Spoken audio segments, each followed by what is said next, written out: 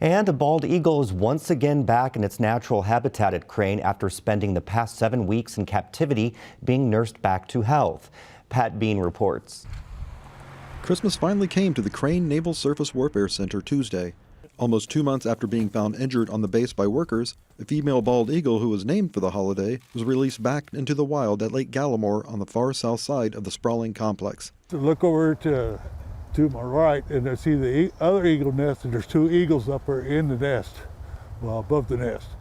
So it's got a good area to go and it should be okay. Base personnel contacted the Indiana Department of Natural Resources after the eagle was discovered.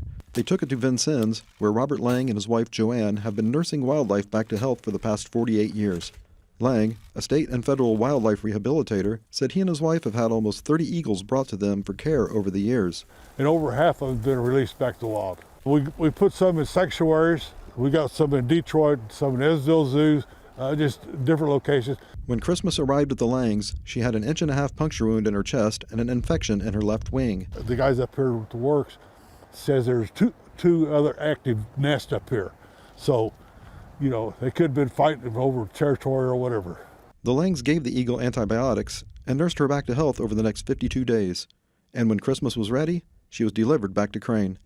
Brady Miller, the natural resources manager at Crane, says there have been 2 nesting pairs of eagles there since the mid-1990s. He says the eagles migrated from Lake Monroe, one of the sites where eagles were reintroduced into the state back in 1985. Yeah, it's certainly been a success story for the nation and for Indiana, you know, to be able to have as many eagles as we have. And they're, most folks, it's pretty common to be able to see an eagle if you're out and about. For Indiana News Desk, I'm Pat Bean.